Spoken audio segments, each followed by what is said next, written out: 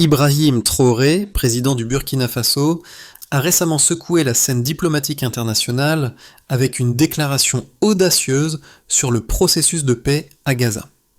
Alors que les grandes puissances soutiennent un plan de paix soutenu par les États-Unis et Israël, il a affirmé que la paix ne peut être légitime sans la participation des peuples directement concernés. Cette position va au-delà de la simple critique et défie directement les fondements des négociations internationales.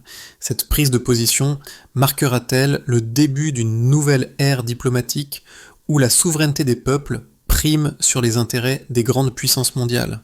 Ibrahim Traoré ne se contente pas de remettre en question un plan de paix international.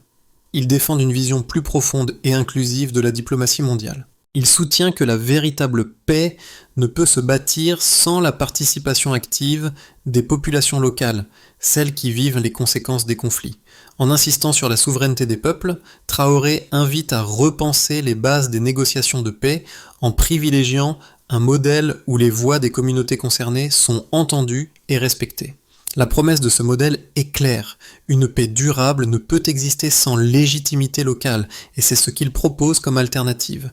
Mais les enjeux sont immenses. Face à des puissances mondiales qui privilégient souvent des solutions imposées de l'extérieur, la vision de Traoré pourrait-elle vraiment prendre forme et s'imposer? La légitimité de son approche repose sur la capacité de convaincre tant les leaders internationaux que les peuples eux-mêmes de l'importance d'un processus de paix inclusif. Ibrahim Traoré a pris une position forte, non seulement contre le plan de paix proposé par les États-Unis et Israël, mais aussi contre l'idée même que la paix puisse être imposée de l'extérieur. Son intervention a mis en lumière un aspect crucial souvent négligé dans les négociations internationales, la nécessité d'une participation locale active. Traoré a souligné que toute reconstruction de Gaza sans la pleine adhésion des Gazaouis risquait de devenir une simple forme de tutelle étrangère plutôt qu'un processus véritablement inclusif. Il a argumenté que les accords de paix traditionnels, qui excluent les populations locales des décisions cruciales, sont voués à l'échec, comme en témoignent de nombreux exemples à travers le monde. Le plan de paix, en 20 points, bien que porteur de bonnes intentions humanitaires, omet un élément fondamental: la participation des habitants de Gaza à la prise de décision sur leur avenir. Traoré a mis en avant des données précises pour appuyer sa critique. Il a fait référence à des études montrant que les projets de paix et de reconstruction qui excluent les populations locales ont moins de 25% de chances de réussir à long terme. Une autre statistique clé qu'il a citée montre que les investissements étrangers dans des pays où la population locale n'est pas impliquée diminuent de 30 à 40% par rapport à ceux où la participation locale est assurée. Pour Traoré, la paix ne peut pas se limiter à un cessez-le-feu ou à une aide humanitaire. Il est nécessaire de garantir que les Gazaouis aient une voix dans la définition de leur avenir, notamment à travers un processus électoral local transparent. Cette approche a trouvé un écho parmi les pays non alignés et l'Union africaine, qui soutiennent l'idée que la souveraineté des peuples doit primer dans les négociations internationales. Le défi réside cependant dans l'acceptation de cette vision par les grandes puissances qui depuis des décennies dominent les négociations de paix à Gaza et ailleurs. Ibrahim Traoré, en tant que jeune président du Burkina Faso, s'est imposé rapidement comme une figure de proue dans le débat mondial sur la paix. Son approche réfléchie et mesurée, loin des discours excessifs, a attiré l'attention des diplomates et des analystes internationaux. Contrairement à de nombreux dirigeants, Traoré n'a pas cherché à se faire une place en multipliant les déclarations spectaculaires, mais a fait valoir un argument simple et puissant.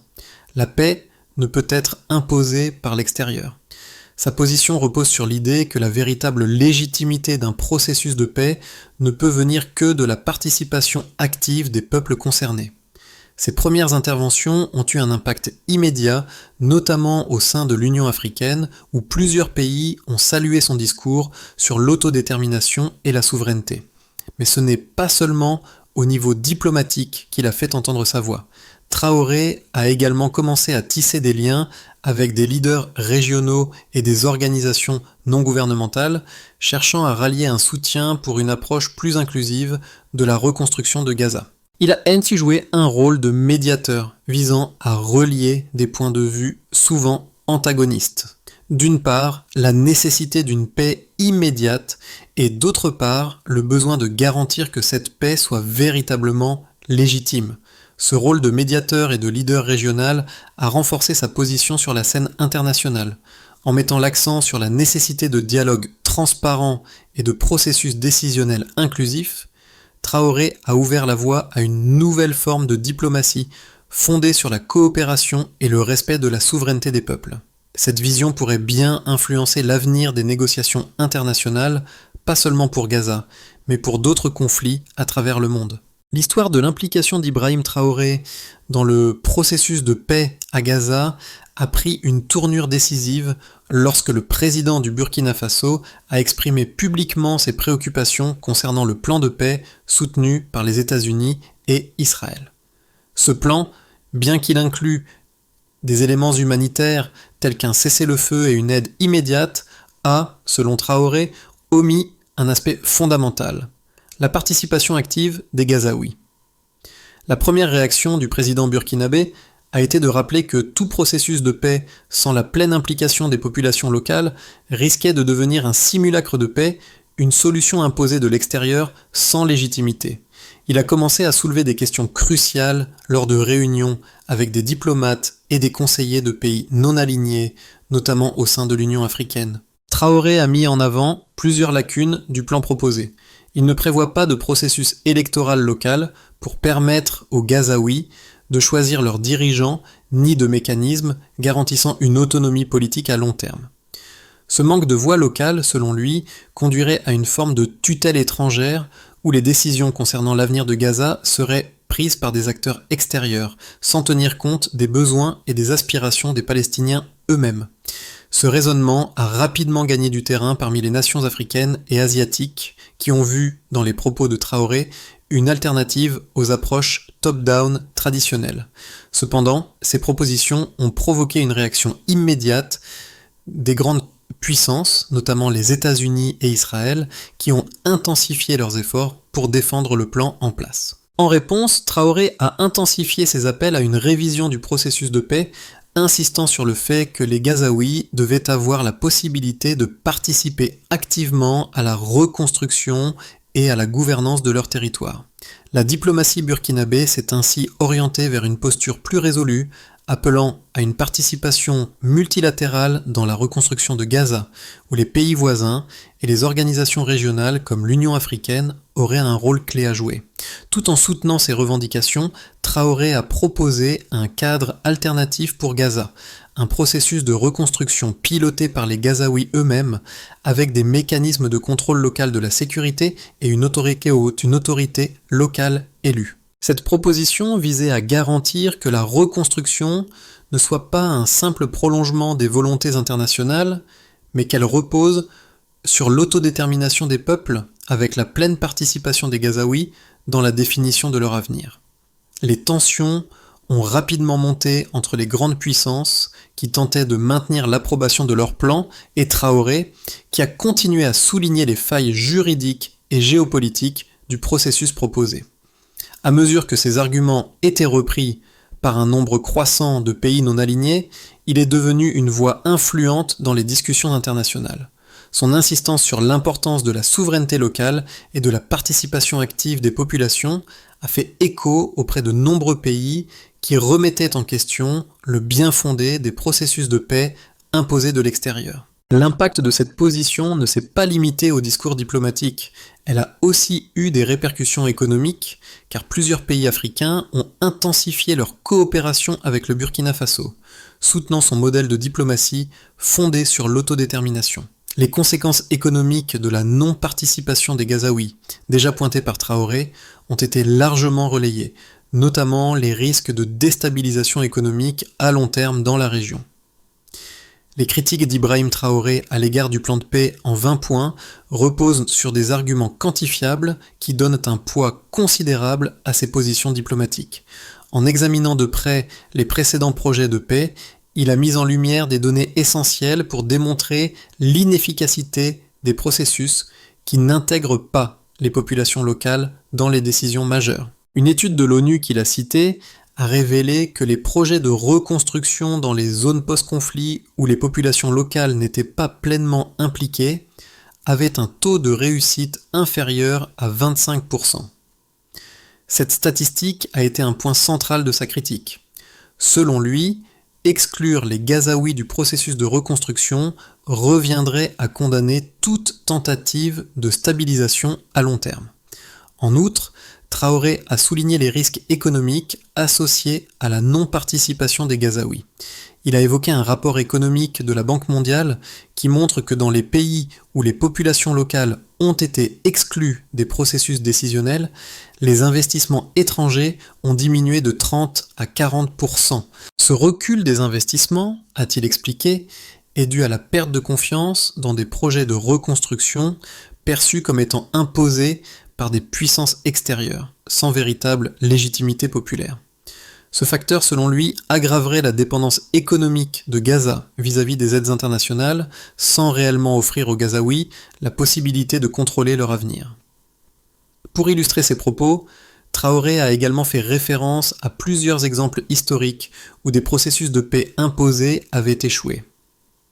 L'un des cas les plus frappants qu'il a évoqué est celui de l'Irak, où la reconstruction a été dirigée par des acteurs internationaux sans la participation active de la population locale. Ce processus a non seulement échoué à stabiliser le pays, mais il a également créé un terreau fertile pour de nouveaux conflits.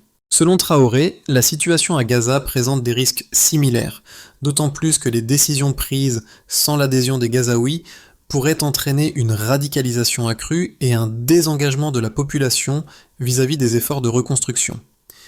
L'argument économique est également soutenu par des données d'organisations régionales.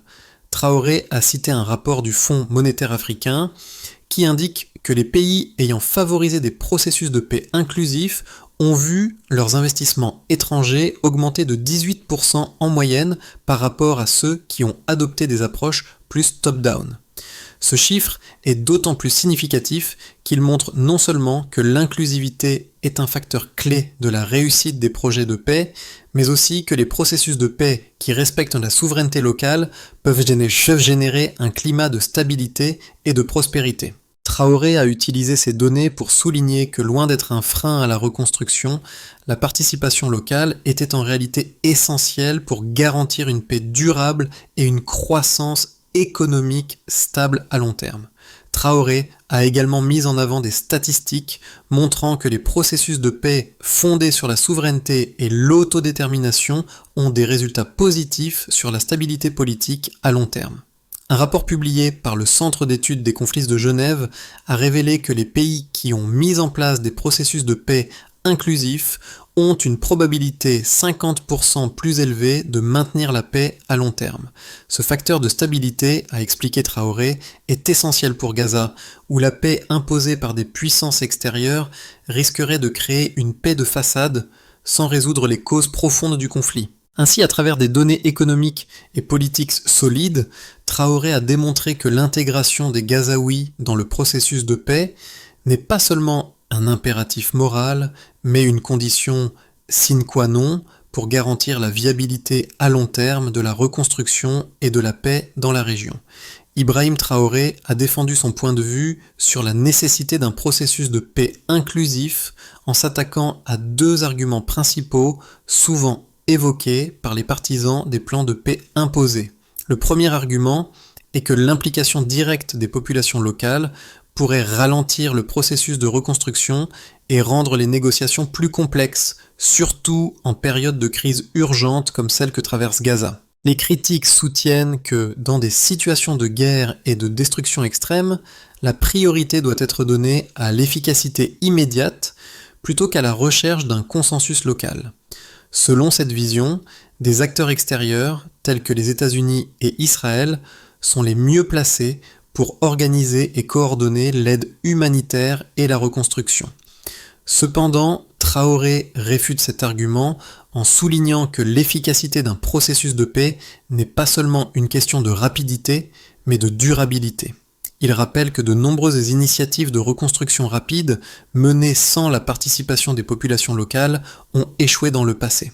En particulier, il cite le cas de l'Irak, où la reconstruction a été largement supervisée par des acteurs internationaux, mais sans consulter les communautés locales, ce qui a mené à des tensions politiques et à une instabilité persistante. Pour Traoré, la reconstruction à Gaza doit être envisagée sur le long terme, avec un processus qui inclut véritablement les Gazaouis, non seulement pour garantir la légitimité, mais aussi pour éviter de nouvelles explosions de violence une fois que l'aide internationale se retirera. Le deuxième argument des détracteurs de l'approche de Traoré concerne l'idée que les grandes puissances peuvent fournir des solutions impartiales et efficaces, alors que les processus locaux risquent de devenir trop fragmentés et influencés par des intérêts politiques internes. Il est souvent avancé que les gouvernements locaux peuvent être corrompus ou incapables de gérer les complexités d'un processus de paix complexe. Traoré répond en soulignant que la démocratie et l'autodétermination sont des principes fondamentaux qui ne peuvent être sacrifiés au nom de l'efficacité. En citant des exemples de pays ayant adopté des processus de paix inclusifs, il met en lumière les succès obtenus grâce à la participation active des populations locales. Selon lui, même si les processus locaux peuvent être plus lents, ils sont beaucoup plus légitimes et créent une stabilité durable, contrairement aux solutions imposées qui risquent de laisser des frustrations et des divisions persistantes. Traoré va même plus loin en suggérant que l'implication des Gazaouis dans leur propre processus de reconstruction pourrait, à long terme, offrir de nouvelles opportunités économiques et politiques. Plutôt que de dépendre indéfiniment de l'aide extérieure, un Gaza reconstruit par ses propres citoyens serait mieux équipé pour gérer ses ressources et garantir un avenir politique stable, loin des ingérences extérieures. En ce sens, il ne s'agit pas seulement de mettre en place un cessez-le-feu ou une aide humanitaire, mais de rétablir les bases d'un avenir autonome et souverain pour Gaza, où la paix ne serait pas seulement imposée, mais véritablement construite de l'intérieur. Ibrahim Traoré a révélé une facette encore plus profonde de sa vision pour Gaza lorsqu'il a souligné l'importance d'une approche multilatérale dans le processus de reconstruction. Ce n'est pas simplement une question de diplomatie bilatérale entre puissances internationales et Gaza, mais une coopération qui inclut des acteurs régionaux, tels que l'Union africaine, les pays voisins et même les ONG locales.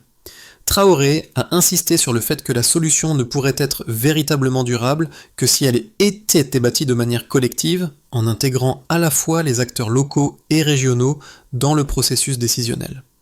Il a aussi ajouté que cette approche aurait un impact positif sur la stabilité à long terme de la région, en réaffirmant la souveraineté des peuples concernés. En impliquant les Gazaouis dans la reconstruction, non seulement le processus serait plus légitime, mais il favoriserait également une participation politique plus large, réduisant ainsi les risques de radicalisation. Traoré a donc proposé un nouveau paradigme, celui d'une paix non imposée mais issue d'un consensus régional et local où chaque acteur joue un rôle central et où les décisions sont prises collectivement. Les conséquences de la position d'Ibrahim Traoré sur le processus de paix à Gaza sont multiples et profondes. Si son modèle de paix inclusive venait à être adopté, il aurait des répercussions non seulement sur la reconstruction de Gaza, mais aussi sur la dynamique géopolitique globale. En insistant sur la souveraineté des peuples et leur participation active, Traoré pourrait redéfinir les règles du jeu en matière de négociation de paix.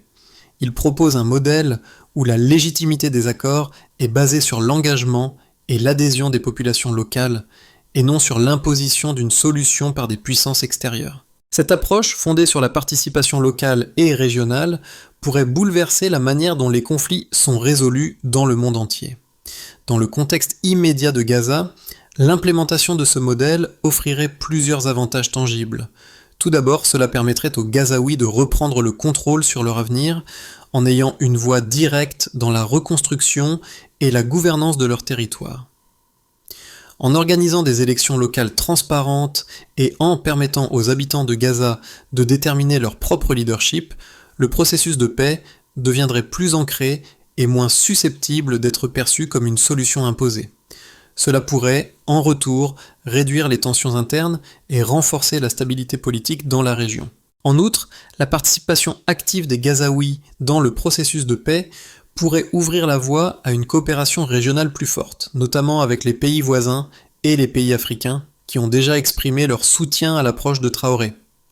L'Union africaine, par exemple, pourrait jouer un rôle clé dans la facilitation du dialogue et la supervision des processus de reconstruction, ce qui renforcerait non seulement la légitimité du processus, mais aussi l'impact économique et diplomatique de la région.